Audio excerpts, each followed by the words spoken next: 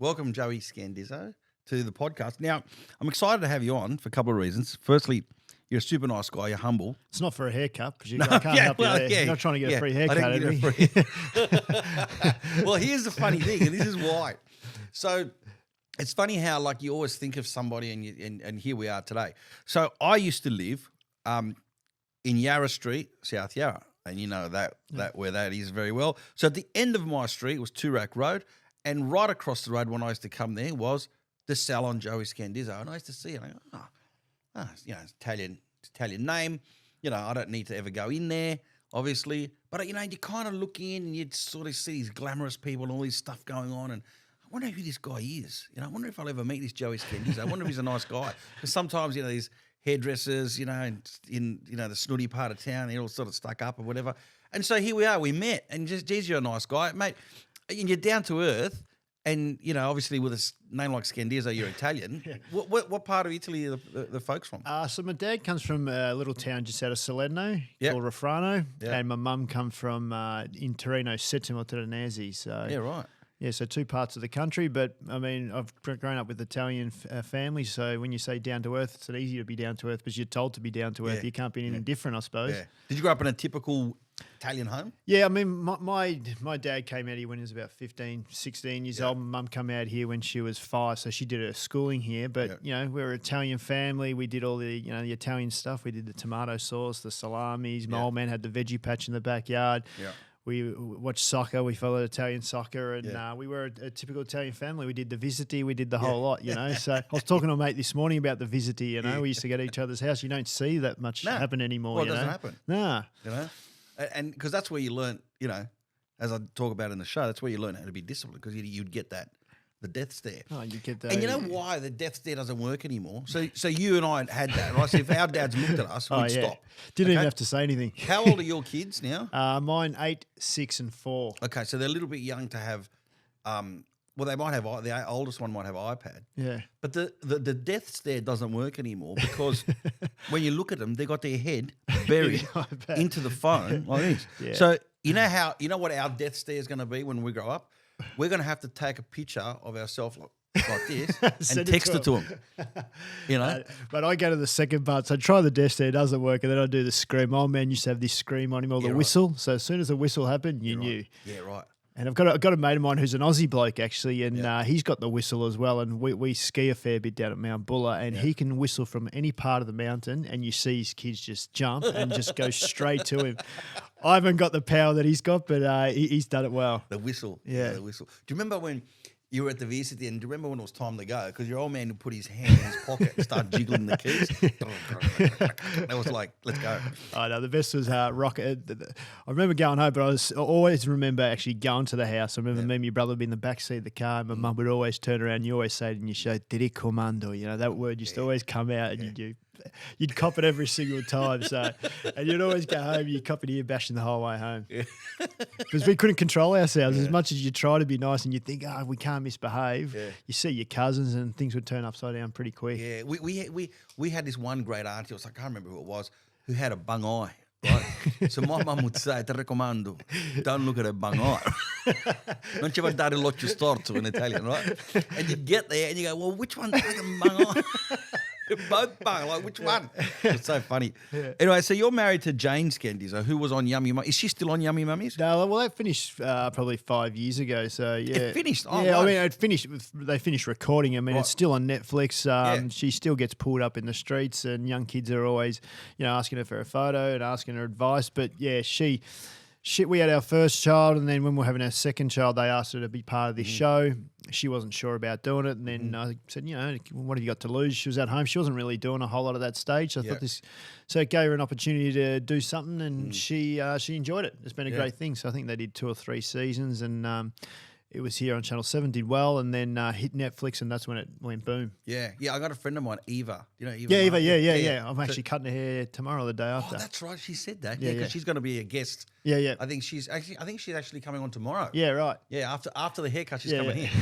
So, it's a great show. You know, it's out there. They've got to be out there. Yeah. Jane, my wife, is probably the quieter one out of the lot of it. I mean, Jane's not really loud. When I met Jane, she was probably one of the shyest people you ever met. And we've sort of over the years tried to get that personality out of her. Now she's got her own personality. Now, for those of you who don't know you, you're a top hairdresser, which we're going to talk about.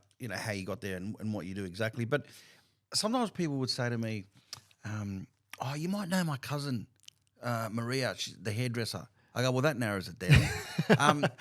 Why do you think a lot of Italians got into hairdressing? Was that something that your family did? Look, we had plenty of family. I mean, all my cousins were hairdressers, so we used to go to their house, the backyard, get the haircuts. That was our thing. But, I mean, there was a lot of Italians who didn't. I think they just followed. Like a lot of Italians are concreters and a lot of them, in pizza shops. I think it was just a cultural thing. I think in the 80s it was big. There was that movie Shampoo with Warren Beatty, and every Italian thought they could be Warren Beatty. So that was the job, and it just became a cultural thing. And hairdressing was an easy job for the Italians. Yeah. Did you ever cut any kids' hair who asked you for some outlandish sort of stuff and thought, mate, if I came home with a haircut like this, I would have copped it? Mate, my parents, we used to go to my cousin's house, and I used to rock up to their house to get your haircut. I had these ideas. I have all these pictures. I want this haircut. You'd show them the picture. You want to grow your hair, and you'd walk out with the shortest hair. My mum and dad would warn him before we got there what haircut to give us. So you wanted all these cool styles. Never happened. You had the short back and sides. My man used to get the shits with me. So this goes out all over the world. So when you say shits, here in Australia means you're upset. But if you say that in Canada or in America, it means like you got diarrhea. So I've got to set this straight. My old man used to get upset. So we used to send him to the barber, tell the barber how to cut my hair. He'd come and pick me up. He'd pay. Yeah. And we'd walk into the car and I'd get abused. Like, how did he come? What did he do? Why did he get why are you blaming me? You're the one who told him. Have a go at him. Why are you telling me? It was a big deal every time we had to get a haircut, And it was something that I don't know, just sort of, it stood out to me, Anyway, let's get to yourself and how you become successful. Now, you run every day, don't you? Every morning I do 10K a day, yeah. And apart from the physical, the health side of it, the fitness part of it, what do you get out of running? Well, for me, it's I do 10K a day. It takes me about an hour, so it's an hour to myself every morning. So I get to think about my day, think about the week ahead or what's going on. It just gives me that space. If I'm at home, you've got kids running around, the wife running around asking, there's a lot happening. So it's just that bit of time to just relax, think, and think ahead of the future and what you can do. Yeah.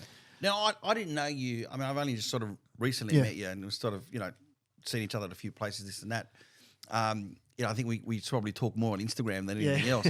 But you don't strike me as someone who was really studious. You seem like the kind of guy that learnt a lot more out once you left school. So give us a 30,000 foot overview of what happened when you left school to roughly to before things really started taking off for you. So for me, schooling was a place to go and hang out with your mates. It was no good at school. A lot of trouble. Mum and Dad spent plenty of time up at the school, dragging me out of the office, and a lot of detentions.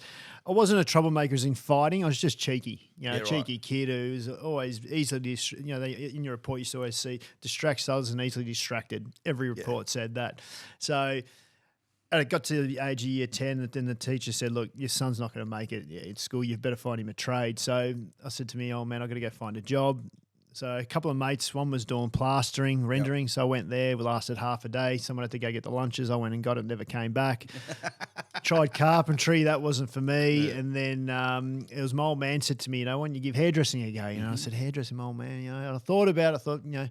He said, look, you get to work indoors all the time. It's air conditioned. You're not in the sun. And then he said, look, you get to meet women. As soon as he said you get to meet women, I thought, the bell started ringing. I thought, well, let me give this a crack. So we had Bazani's friends and family, they all had salons. So I rang a mate and said, look, you got any work? Went out there. Because before that, I was working at the footy, selling drinks, chips, pies, lollies, chocolate bars, and peanuts. So that was the only experience I had in the work. Drinks, chips, lollies, chocolate bars, and peanuts.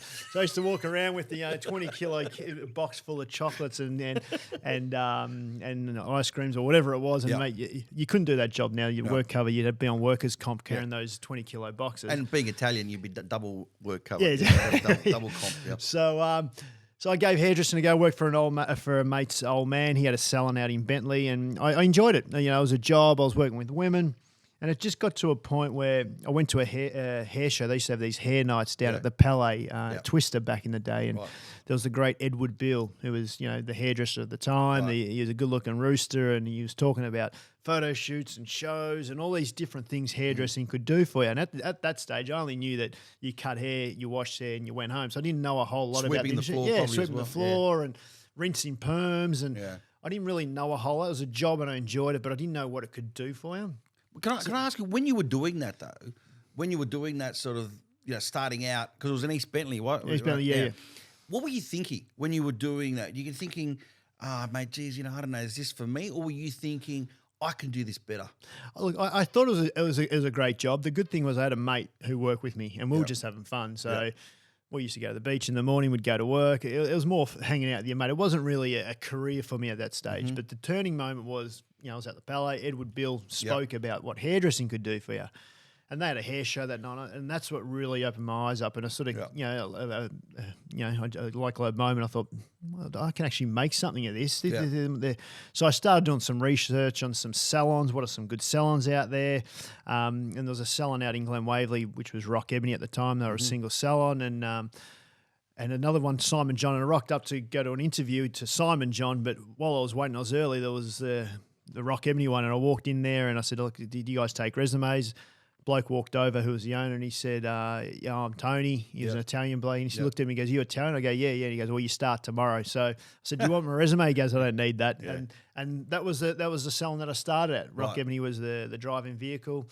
And then we started the shows, the photo shoots, traveling the globe, doing things. And what started off as just a job now is, there's a lot more happening. Yeah. So what happens then? You go, you're at Rock Ebony. How long did you stay at Rock Ebony? So I stayed there for 9 years. Right. So at the time, I was doing like the photo shoots, started all the awards. So I started to build a brand and a name for myself. I started winning, I won my first Victorian Hairdresser of the Year. And then I moved on to the Australian Hairdresser of the Year. And then at the time, I said to my boss at the time, I said, look, I really want to open a shop. Yeah. And he said, what do you want to do? And I said, I want to go and smack bang in Toorak Road. And everyone said to me, you're mad. It's the hairdressing capital. It's tough. It'd be hard to make it. And a lot of people try to talk me out of it. And at that time, I was saving coins. I had the money to do it. Yeah. And I said to my business partner, I really want to do it there. And he backed me. He said, okay, let's do it. So we opened up our first store, Toorak Road, right in the middle of all the big names, Edward Bill, Shabui, Weaselman, they were all there. And we were smack bang in the centre.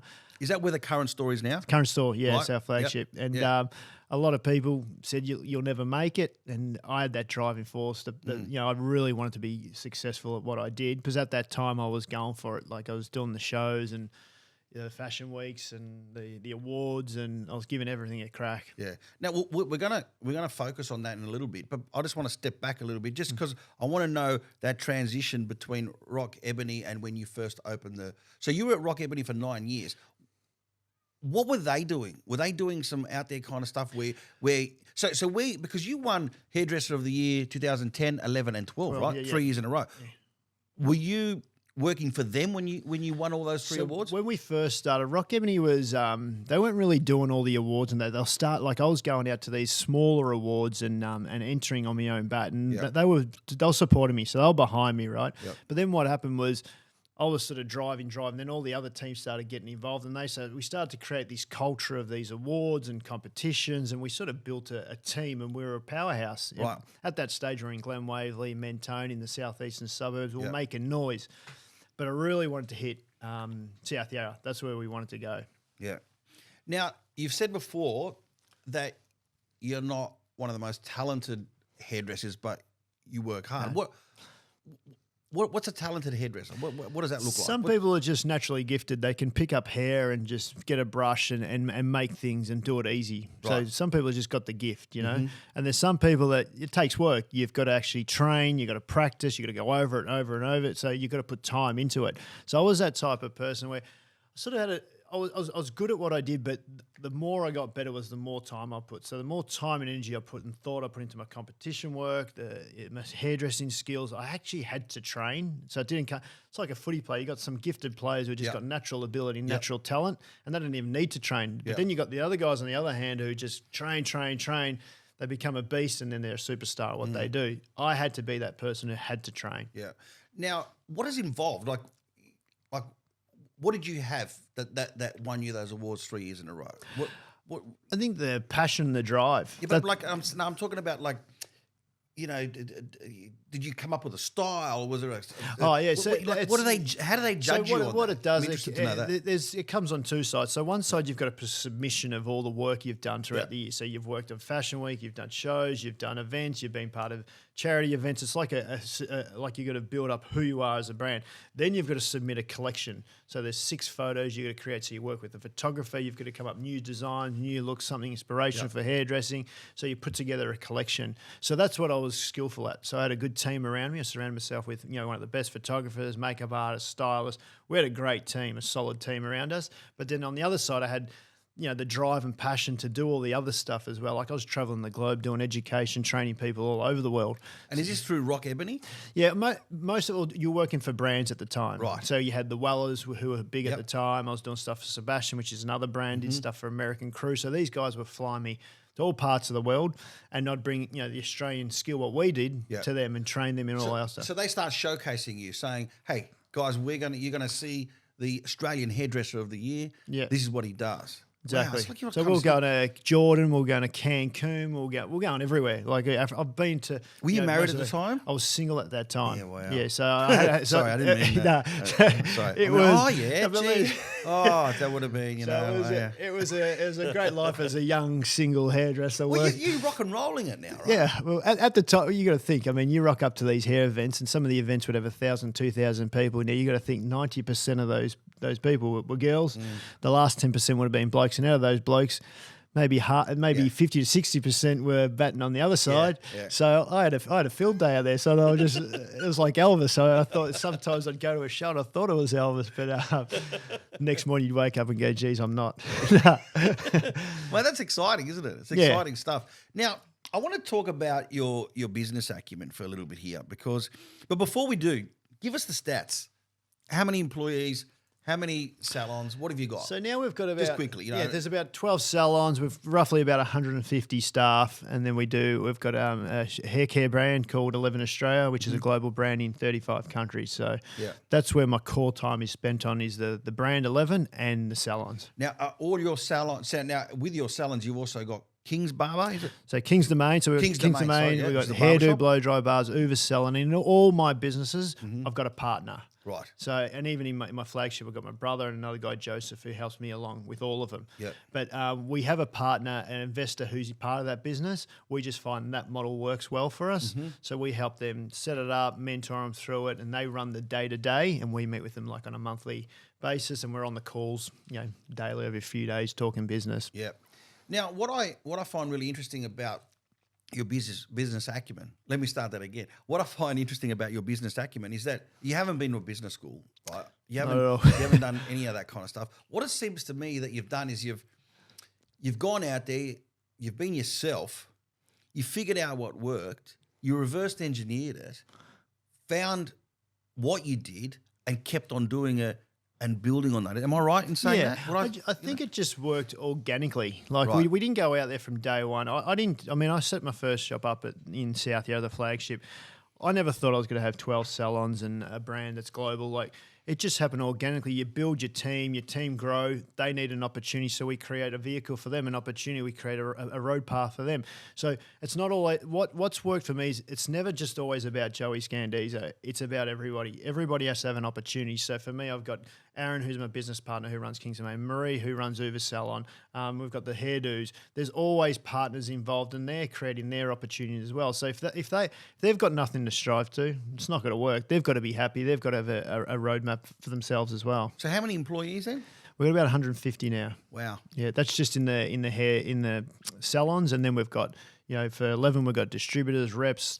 It's huge. We'll talk about 11 a little bit later. So, what do you think it is? I mean, you've grown a successful business already, and you're probably going to keep on growing. What do you think that is? What were the key elements for you that you remember about that time that made you expand and because you've got to be good at, obviously. I mean, the winning the hairdresser of the year would have catapulted you to Yeah, one sort of a I point. think When you opened that your salon, what got people in there? Look, I think the thing was, I like to have fun. I like to party. I like to be out there. So networking, being out at events and parties, I was always there. So I knew most of Melbourne, like most of the key people. So I was just networking, meeting people, and not doing it just for a job. I actually love chatting to people, talking to people. Anyone reaches out to me, I'm always up for a chat and a yarn. So I knew most of the people I need to, who I knew, and that just sort of opened up doors. And people knew one person, one person knows that person. Go see Joey, and it just kept building, you know. And just having a great network and just having a good time doing it made it a lot easier. But surrounding yourself with the right people, that was most important. If you've got good people. Because to do what I do, people think, oh, Joey does it all alone. I've got a team of people behind me, you know, and I believe in them. I trust in them. We've all got the same goal we want to achieve, and that's what's worked for me, you know. I can imagine you're a good boss to work for. Did you say that? Most of the time, yeah. What do you think, if I was to have one of your staff here, what and there's a reason why I'm asking you this, what do you think that they'd say that you're a great boss? Why? I think because I'm just down to earth. I'm like them. I'm not scared to go in and do the hard yards and work. I'm happy to do whatever it is. You know, most people want to sit back and just reap the glory. For me, I'm happy to go in and do the hard yards, and I always take people along for the ride as well, which is most important. Yeah, and when you say that, you mean look, one way to empower people is by sort of delegating something to them which they might not have done in the past. I'm the best delegator going around, I've been told. Yeah, right. I don't mind handballing stuff off. But and the one thing I do, I trust a lot. Yeah, so when do you know? How do you know, okay, now's the time that I'm gonna hand over this project to, you know, X, Y, Z. And how do you know to trust them to be able to do that? I trust. I think if you don't trust people, it's hard. It's going to take a lot longer. You sort of know if someone's ready for something, and even if they're not, you've got to give them a little bit of a push along. But I was talking to a mate the other day. You've got to trust people, because sometimes if you don't trust, you can't grow. You can't. For what we do, you cannot do it alone. If you think you can do every role. I've got a family that I want to hang out with. I've got different businesses. I love to have fun. I love to surf, love to snowboard. I love holiday. So if I did everything on my own, I wouldn't have all the stuff I love to do. Yep. So you've got to make sure you find that balance and find the right people to help you all grow together. How often are you in the salon though? Like, do people just say, no, I want Joey to cut my hair? Because, you know, how do you deal with that? My clientele I've had for 20 years. Some of my clients have been doing for years and years. You still get new clients who come along when there's a gap or a cancellation. They sort of come in. But, I mean, I've got a great clientele. I still work on the floor 2 to 3 days a week doing hair, and the other days I work on the brand. And I always make sure I have a Sunday off and another day during the week, because I still play golf, I still surf, I still snowboard in the winter. If I don't do those things, I'm not a happy man. Yeah. You know, I go for my runs every morning. You know, this year, the start of this year, we've been everywhere. You know, we've travelled and had a great time. But then what I do in between, so did Portsea for a week, came back for 3 days, worked, went to Byron, came back and worked for 3 days, went to Torquay, worked for 3 days, went to Bungalong, water skiing, 3 days, Hamilton Island, just got back yesterday, so I worked for 3 days. Then we're off to Japan. So I don't mind travelling, but I don't mind working either. So I get myself back on the floor. And when I am travelling as well, I've still got my phone with me. I'm still taking calls. Everyone can call me anytime. I don't work 9 till 5. But my hours are 24/7. So if I get a text message in the middle of the night, you're going to answer. On my runs in the morning, most people see me out running. I'm always chatting to someone. So my business partners, I'll go for a run at 6:30 in the morning. I'll be ringing them when you wake up. They call me when I chat. So it's a 24-hour business operation I run. It's not a 9 till 5. Yeah. Hope you're enjoying the podcast. We'll be right back straight after this ad break. Hi, this is Joe Avati, and I am very proud to say that I am now one of the brand ambassadors for Elite Supplements. One of the supplements I take every day is resveratrol, an anti-aging supplement. You know how they say that 1 glass a day of wine is good for you? It's because it's got resveratrol in it. But do you know how much wine you actually have to drink to get any benefit of it? 11 litres. Now, it doesn't take Einstein to figure out that if you're drinking 11 litres of wine a day, you ain't going to be around long enough to see any benefit. So make sure you get your supplements from Elite Supplements. Resveratrol worked for me. Look how young I look. And I'm 73. Hi everyone, I'd like to thank one of the sponsors of the podcast, St. Romeo, who provide great skincare products for men. I'm going to show you some of the products. St. Romeo Facial Cleanser, Rock and Roll Face Scrub, And if you've had a rock and roll lifestyle, you're going to need a face scrub. This is their deep cleansing charcoal bar. How putting charcoal on your face cleans it, I've no idea, but it works. This is one of my favorites, the cucumber eye gel. Must be for vegans. And they've got heaps of stuff for your hair too. Shampoos, styling creams, and Stronghold for your hair. Obviously, I don't need any of these. I'd like to thank St. Romeo for being one of the sponsors for the Joe Vardy podcast.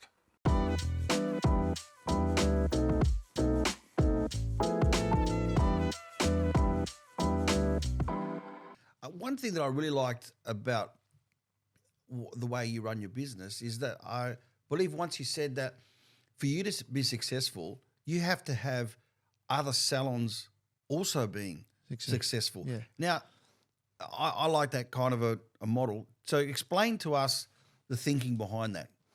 As in other salons, you mean, or our salon? Like, you don't know. Yeah, We the don't industry. In the industry. Yeah, the Why industry, is it important to have other? I understand it, Yeah. but, there's people listening who might not understand what you mean by that. For us to lift the standard of hairdressing, the more quality's out there, the higher we lift our standard, and the more you can charge and the more you can pay your employees. If we're still charging $50 for a haircut like 10 years ago, my staff can't get paid $50 an hour. So for us, it's important to hold on to our staff, to keep the team morale and to keep them in the industry. They need to be paid well. So all salons need to be successful and all need to rise. And for us, it's work. We're one of the leaders in the industry. I think we do quality work. We invest a lot in training, educating our staff, making sure they're the best. But at the same time, that comes at a cost. And I need to pay these employees good money to stay in the job. So we don't have the transition of staff moving from salon to salon. Our guys have been with us for a long time. Like some of my staff have been there for 11, 12 years, and we've got most of them have been there for 7, 8 years who are still working with me. So for me, it's important to build great relationships with my staff, but make sure they're happy, they're getting what they need out of the business, and they're growing as well at the same time. Yeah. One thing that I often wonder is, there's all this whole thing about men and women and equality and all that kind of stuff. Well, here's where there's no equality. How come a woman's haircut is a lot more than a bloke? Okay, I'm not talking Edward about... Bill got into trouble about this about 10 years ago. Who did? Edward Bill. Oh, right, okay. Yeah. Well, here's the thing. Okay, I'm not talking about, guy comes in with short hair, 15, 20 minutes, he's done. I'm talking about now there's a lot of guys with really long hair, okay, who've got hair exactly like the way a woman would need to be treated. Yeah. Are they paying the same amount, or is it because men normally pay less? Yeah, it's just it's a thing that's been in the industry for years. Like our barbershops are one price. Now, women and men both go in there. So one of our barbershops, the number one client is a woman. She goes there once a week. She gets her side shaved or whatever she does. But she's got a haircut like a well, it's short. Yeah, you're not allowed to say it.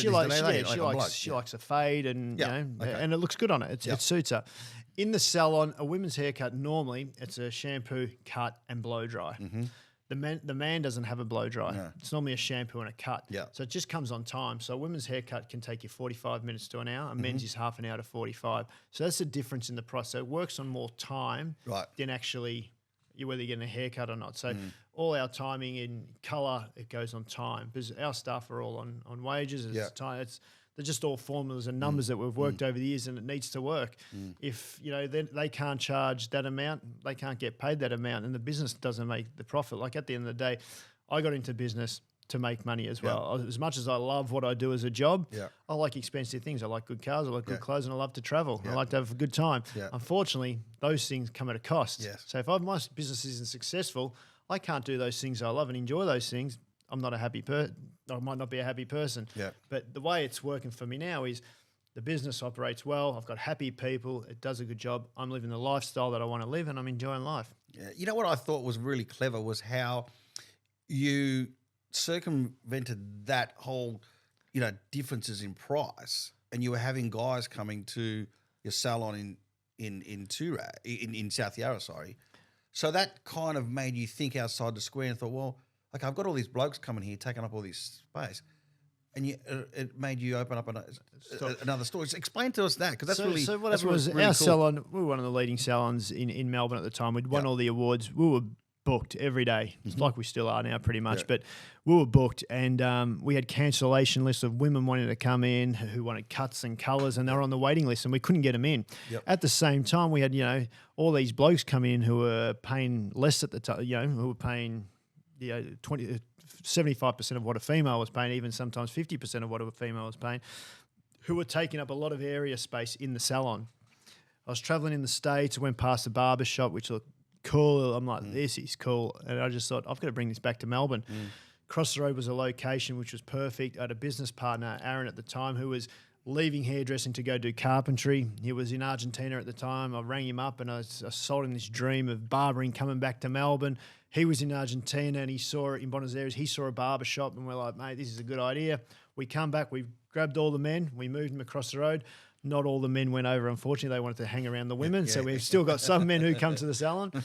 And we opened up this other barber shop, which was at a lower price point, but it actually it was easy to grab the men out of our salon, move them across the road. But at the same time, that opened up more seats, more space. So the women who were on the waiting list would be able to come in and they had a high average spend. So it brought our business up another notch again. And how do you, because you've been in this business, what, 25 plus years now? 28 now. Yeah.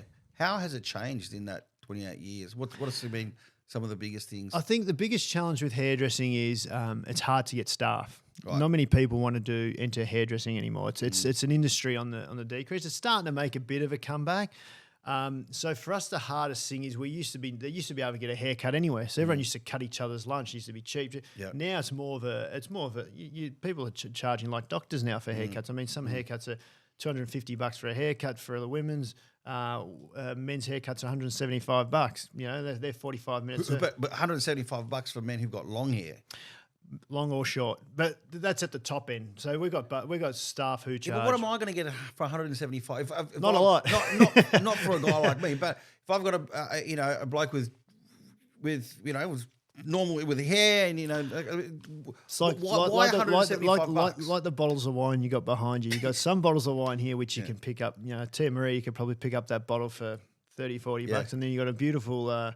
There's all sorts of stuff. You got everything. Dom Perignon. Dom Perignon. You got to pay a bit more. Why would you pay? There's a Cristal. Yeah, Cristal. Yeah. Like, why do you pay more for that? I mean, you're looking for quality and a better service. So for us, we look at it as the quality of their haircut, because you can go down the road and anyone can get a haircut for $20. People say to me, "How come you guys charge so much?" But it's more about the experience. You come into our salon, it's a relaxed environment. You get the beautiful massage. You get the coffee. You get the champagne, the wine, the beers, whatever you want to get. Then you come through and you've got a hairdresser who's been trained and knows how to create texture in your hair. So there is a difference, but it's all about experience. You can go to La Paquetta or you could go to Gradi for a pizza. You know what I mean? Yeah. What's the difference? There's difference in the quality, but it depends what you choose. And the clientele we attract is we attract that premium consumer. That's who we target. So we've got to make sure that everything we do, we deliver the service so that they're happy client and they come back. Yeah, it's interesting that you say that it's actually on the decline, because I would have thought that people today would have seen it and thought, what, there's some especially with the with social media and so on, that you could really go different places with this. I mean, do you remember, you're a couple of years younger than me, I think. I'm 49. How old are you? 46. 43, actually. 33 tomorrow. Yeah, right. Okay. Right. So, do you remember Stefan? Stefan, yeah. Yeah, Lebanese guy from Brisbane. And he's got the speed boats down on the Gold Coast. Yeah. And So do you reckon he was the first kind of rock star hairdresser in Australia? He was. I mean, the big names, Stefan was huge, Edward Bill was huge, John Murray was huge. These guys were the rock stars, and that's where everyone wanted to be, And are you the rock star now? Are you the... No, look, I think, I enjoy what I do. I live a great lifestyle. Some people look up to me. Don't avoid the question, mate. I know you have a good life. I think I'm one of the leaders in the industry. Right. So people look up to us and say, how'd you get there? What did you do? Yeah. So I try and help and mentor as many people as I can, because the more leaders there are, the more people come into our industry. If it's one person just beating the drum all the time, it's hard to make noise. But the more people are beating the drum and the more people in the industry, the better it is. Is it a bitchy industry, or do you all go? No, we all get along. Yeah, we're all in there for the same thing. We all want to achieve and create good business. Yeah. But like I said, the industry's losing talented staff, so it's hard to find good quality hairdressers. So when you do find a good quality hairdresser, unfortunately, they come at the top end. You know what I mean? So, how has social media changed your business? We were. I mean, apart from the obvious, okay, people see pictures. Instagram, we were quick off the mark with Instagram. Right. We got on at the start. Yeah. So we made a lot of noise. We had all the influencers, you know, in our salons we had the Steph Claire Smith, Elise Knoll, Rosalia Russians. In our other salons we had Beck Judd, Nadia, Jen Hawkins, Megan Gale. All these girls were coming to our franchise. And then we had in the barbs, we had Buddy Franklin, we had Jimmy Bartel. Yeah. All these guys were in our stores, and we used that to amplify our business. We made a lot of noise. So when people started seeing these influencers coming to our salons and seeing that the quality of hair we're doing, it was actually a good marketing ploy for us.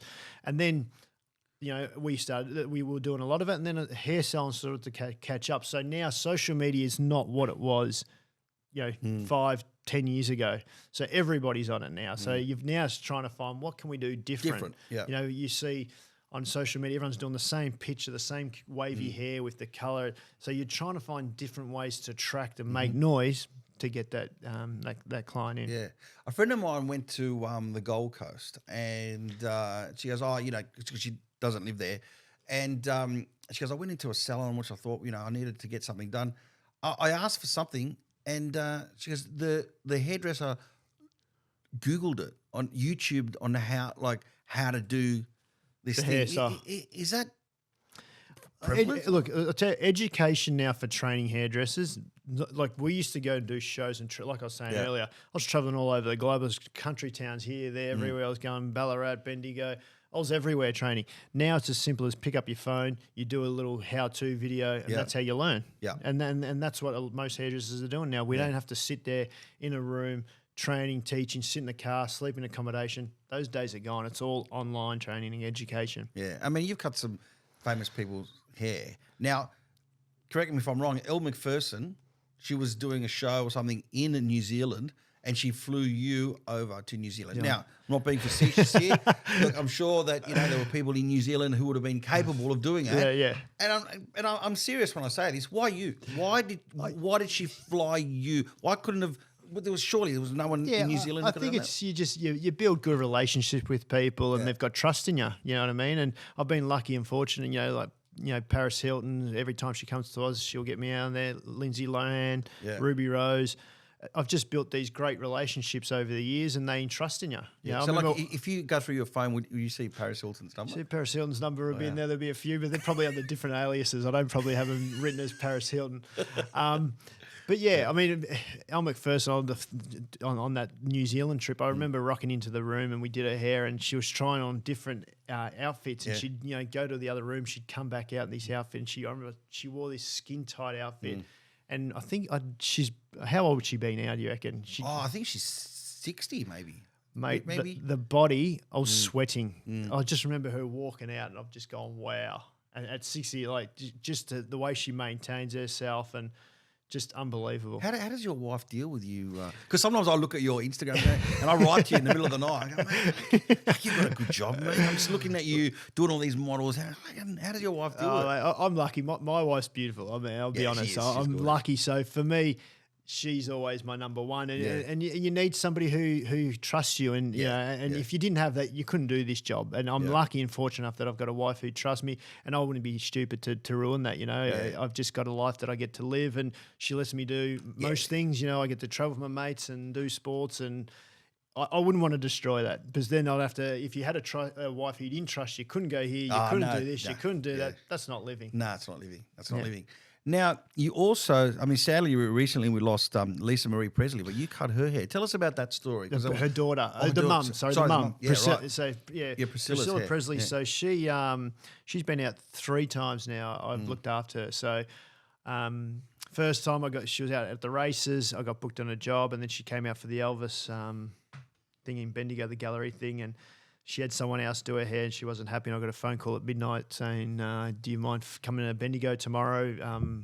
Priscilla wants you to do her hair. So, no worries. So I had to cancel all my appointments and drove back up there. But she is beautiful. Like, like the bigger the person, the nicer they are, I've always found. The bigger, the more higher celebrity they are, they're always so much more easygoing, Yeah. you know. Yeah. But I did have a run-in with Priscilla at one stage. I remember she was here. Have we got time? Yeah, to of course, quick yeah, story? of course we do. Yeah, So yeah, she was out here for the races, and I was booked for 3 days. Herald Sun shoot and a couple other things. And on the last day, she was going to the races. And I said to her the night before, because normally you prep whatever you need for your kit for the job. I said, "Oh, how do you want your hair tomorrow?" And she said, "Oh, look, I'll just keep it the same. You've done a great job. I just want it the same the next day." So anyway, I rolled in. Next morning, I said, "Rightio, so we ready?" She goes, "Oh, look, I've had a change of mind." I've gone, "Okay, rightio, here we go." She goes, "Oh, I want the old 1920s finger wave, which is this old classic sort of wave, right?" I've just looked at my assistant and I started sweating. She goes, "I'm going to get my makeup done and I'll be back in 45. So I'm sitting there and I looked at my assistant and I've gone, I've never done them before, because at trade school you learn all this stuff. Yep. I was at trade school. Yeah. I wasn't learning stuff. I was talking to the girls and Yeah. just doing what I loved doing Yeah. was cutting. So I Yeah. didn't practice all the finger waves. So Right. I used to sign off my own work at the trade school so I could get out of there quick and cut hair and make money. Yeah. So I've looked at her, I've gone, "Rightio, we have to YouTube this." So we got on the YouTube and I've taken her to the bathroom. In the bathroom, I'm like, "Fuck, we've got to do this and we've just got to do that." So I tried doing it on The Apprentice. It looked terrible. Finally, we get out there and I go, "I've got to give this a go." She's sitting here. Yeah. So luckily, she's in Crown in one of the suites and she's looking out. She's looking at the beautiful view. So she wanted to sit there. She didn't want to sit in front of the mirror. Right. So I'm sitting behind her working this beautiful finger wave, which looked shocking. And I started sweating up. Like I started getting not anxiety, because I don't know if I get anxiety, but I was really sweating and stressing. And the poor assistant, she's staring at me going, "Is this guy going to drop on me?"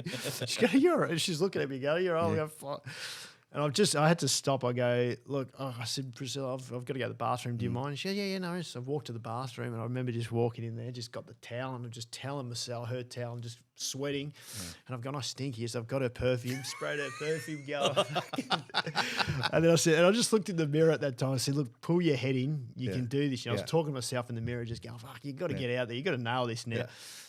So I sort of worked myself up, went back out there, and I sort of got it nearly right. But the good thing was it was Oaks Day and she had the fascinator, those hats, right. so I could cover half of it. Oh, wow. So I sort of put the fascinator on, covered a bit of it, and, I turned around and said, "What do you think?" She goes, "Oh, stunning." And I've gone, "Fuck, we got away with murder that." And then on the way, and as we're leaving, I go, "Well, I'll see you down at the track." She goes, "Oh, you can come in the car with us." I'm in the car with her, and the whole car drive, I'm just looking at her going, "Please don't fall out." And it stayed together, loaded it with half a can of hairspray, like my Tia Maria does, and it stayed in place. Yeah. Do you have any other shocking things that happen? Like what any absolute disasters which you just couldn't get? Years ago, I remember there was we were doing Fashion Week and they had these hot tools, and there used to be this tong which you used to put in this oven. It's like a small little oven, but it's not an oven. It's like it heats up these tongs.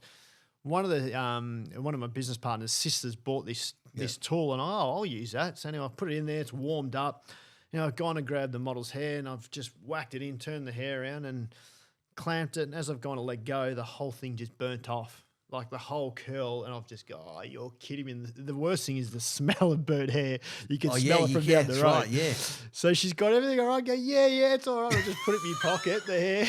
I go, "Oh, what do I do here?" And I was only young. I was only like 20 at the time. I was just sort of learning hairdressing. And I remember, luckily, I just said, "Look, a little bit of hair's burnt off, but you'll be right." Meanwhile, it's in my pocket, the rest of it, try to hide it. So... But besides that, look, hairdressing, it's not the hardest job going around. Once you learn it, it's easy, but you just try and make everyone happy. You do your best is all you can do. And I've been lucky enough that, my work's been great over the years, and I've built a great clientele, and I've done, some big celebrities who, when they come back, they recommend other people, and it just keeps growing. Yeah. Now, look, I ran into you at LAX last year. And I know you did a bit of traveling, but I've done my research. You do quite a bit of international traveling, and you got the 3 kids, you got the wife. How do you create that work-life balance when you've got the family? Because that's what I obviously I travel a lot overseas as well, but now, fortunately, my wife and my son can come to some places. But I'm on the road all the time. How do you? Is there any tips for people like me? Look, I think it's... Because you've done it a lot more than I have. Yeah, I think it's just finding the right balance. Like this year I've got 3 Europe trips, 2 to the States, I'm going to South Africa for work. So I just try and make sure when I am here, I'm present. Yeah. We spend quality time together. But at the end of that, I've got a job as well, and I've got a career. So my wife sort of got that understanding. But I don't go straight from from being overseas to go out and partying and go. Yeah. Like I make sure when I'm here, I've got my kids. We take the kids away to the skiing every year for the whole time. We go holidays together as a family all the time. So it's just making sure you find that balance. It's hard. Don't get me wrong. Find that balance, and you got to have a supportive wife. You know, my wife is really supportive. You know, if some people probably couldn't handle what I do, but. I just make sure we have a good quality life together, and we go away, we travel together, we go to dinners together, we take the kids are all signed. One does soccer, you know, one does tennis. They're doing at the moment. I've got one kid doing basketball, soccer, swimming, cricket, and athletics on Saturdays. And I'm like, me and my wife on the way here, I was just trying going, well, he's got to lose a couple of these sports. Who can take him? Oh, just one kid. Just one of them. Yeah. So I'm like, Jagger, he's just started soccer. Yeah. He's this morning. He did soccer last night, basketball this morning, cricket this afternoon. Tomorrow night soccer, basketball Friday night, athletics on Saturday. So there's just sports everywhere. Doesn't he know that Italians don't play cricket, mate? That's why I'm trying to push him. I said to him, just stick to soccer. It's a great. We're actually just trying to find what he enjoys. What he enjoys, and what he enjoys is what he does. Because for me, it was like you got to go to soccer, and the whole drive on the way home, you're getting told off because you didn't do this, you didn't do that. Yeah. Why'd you do this? Yeah. Why don't you listen to the coach? So I'm trying not to follow my old man's way. He taught us how to play. But in some ways, you do need that pressure. Because my old man, he used to be hard on us, you know. And the worst thing was my old man used to always want to be the linesman. Yeah, so he was watching you the whole time like a hawk. So every time you got your coach telling you what you do, then you got your old man on the sideline saying, push up, push up. Your coach is saying, push back. Yeah. And then you're in the middle going, fuck, what do I do here? Yeah. And you said, did you ever play backyard cricket? We used to play. So we were lucky. We had a park across the road from our place. So we used to finish school and mate, we'd get home by 4, and then we'd be at the park till 8 o'clock at night. I mean, we used to have a balcony across the road, and my mates who were, you know, we had a Lebanese guy, we had a couple of 3 or 4 Aussies, and another Italian. We used to play at the park every week. But at about 6 o'clock, my mum would get on the balcony and she'd yell out, "Amanja," and all my mates knew it was dinner time. So we had to run home, eat. And then you'd eat, and you'd be like, I'm going back to the park, you know? And so that was our life. Sport was our thing growing up. My brother and I used to love playing backyard cricket, and we did it for a couple of weekends. And then the stumps went missing. And you know where they ended up, don't you? Holding up the tomato plants. And that's why there's no Italians in cricket, mate. Yeah, no, we weren't allowed to play in the ball. We used to try and play at my uncle's place, and when the ball would go in the garden, it'd be a nightmare. The old man on the way home would say, who went in the garden? Who took his tomatoes? Because you'd use the tomatoes, the Nespula tree as the ball, whatever fruit you could find, you'd be hitting it. Yeah. So what's coming up now, mate? Now, you've got a really successful what is it, shampoo brand? Tell us about 11. So we got firstly, how did it come to be 11? So it's a simple name. Me and my partners, we started in 2011. So we had all these different names. We're an Aussie brand. We had great stuff. All these just 5-star chips. There's all these different names getting thrown around. And one of the guys came up with the name 11, and it was as simple as that. Yeah. And we had our first product, which is Miracle Hair Treatment. Gives your hair 11 benefits. So we chose that as a name. And would it do anything? Can't do a lot to yours, mate. Unfortunately, if I had the cure for that, mate, I wouldn't be sitting here right now. We'd be on a yacht doing this tour every day. I've had a hair transplant, but back in the day. Have you had the tattooing? Don't tell them. Okay.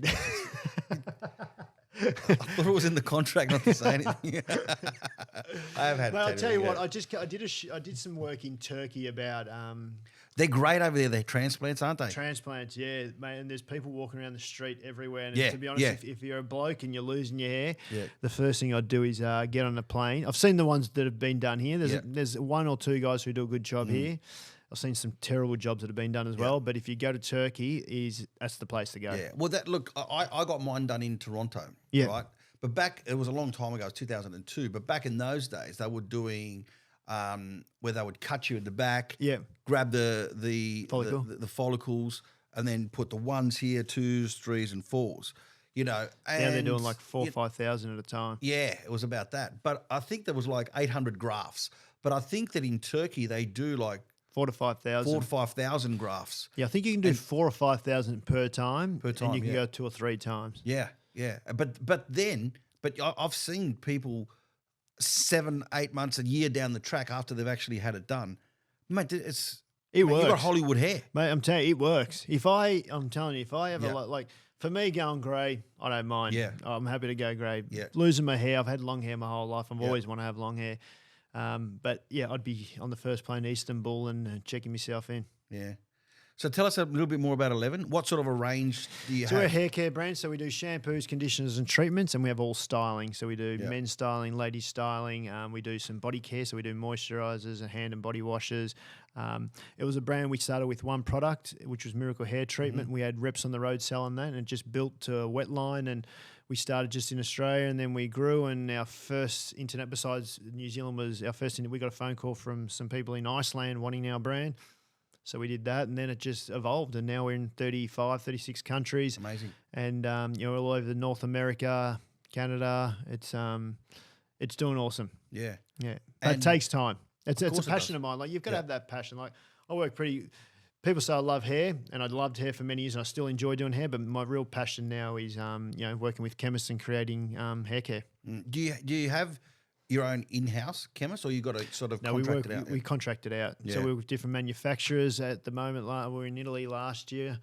We've got some manufacturers there. We're out in Turkey talking to some guys who do aerosols. Yeah. So we try and find the best people who do it. Most of our stuff was here in Australia, but now we're, innovation's just getting better and better. Countries are catching up, and some of the innovation you can get out of Italy is awesome. Yeah. Some of the stuff they're doing out in Turkey. People say China, stay away from China, but I've seen some of the stuff that we don't do a whole lot there, but they're doing brilliant stuff. Like, there's innovation everywhere. Yeah. So what next? More salons? No, I think with the salons, we're going to stick to what we've got. Like, if the staff want to grow and want to do more stuff, we're definitely behind them. We back them. Yep. I'm not seeking to find more and more salons. I think what we got is enough. For me, it's all about the hair care, sticking to the brands, working with that. And to be honest, I'm trying to cut back and spend more time with the family and kids. Because when they're younger, it wasn't, when they were 1, 2, and 3, like, you spend time with them. But now's where I'm really starting to connect with them, where they're playing sport, they're at school, and they're skiing. And this is where I sort of come into it, and I enjoy it. I actually enjoy taking them to soccer and taking them to a sporting event, and seeing them grow up is what I love. Like, last week they were water skiing, and we're pushing it into waves at Torquay, catching waves in Byron on a surfboard. This is it just reminds me of my childhood. That's what I was, all about sports. So I want to see that. Little people are the best, aren't they? They're just so good. Well, someone told me the other day, you really only get to spend, I think it was 9 years of your kids, 9 summers with your kids. Yeah, right. Because before they grow up and start to go out with their mates, and they don't want to know you. So I'm in that zone at the moment. So I want to make sure I get to spend that quality time, because I was like, when I got to 16, 17, I wasn't going away with my parents. I was hanging out with my mates, and my kids will probably do the same thing. I still go see my mum and spend time with my family. I still want to be present, and I want to enjoy that time with them. Yeah. Matt, this is a question I ask everyone to wrap it up. What do you do every day to stay motivated, to get up and keep on going? Because you've got quite a bit of a business going. You've got a lot of staff to look after. You got your family. Is there anything that, I know you do running, but is there anything else that you do that gives you that edge, you think? No, I think I enjoy being, I like being successful. I enjoy it, and I like to make sure my kids get every opportunity they can get. I just don't give it to them. I want to make sure they work for the opportunity and want to do it. So for me, it's about, creating a great opportunity for me and my family, and even the people who are surrounded by me. I've got, my business partners who I've got to make sure that I deliver on what they want to achieve, and my partners and my staff as well. Just trying to create opportunities, not just for me, but for everyone around us. Well, mate, it's been a pleasure talking to you. I think you're the rock star of hairdressers in Australia and probably the world. And I wish that I could actually, use your services, but maybe one day I'll get to Turkey. Although I've been a couple of times, but that's why I know about the one day I will get to Turkey. One day I'll have rockstar hair, and I will come in. I promise you. For you, mate. Hopefully we find the cure very, very soon, and hopefully I'm the person who finds the cure to stop baldness, and we'll get on a boat sometime, and I'll give you a haircut. Thank you, Bellu. Thanks very much. Cheers, mate. Thank you.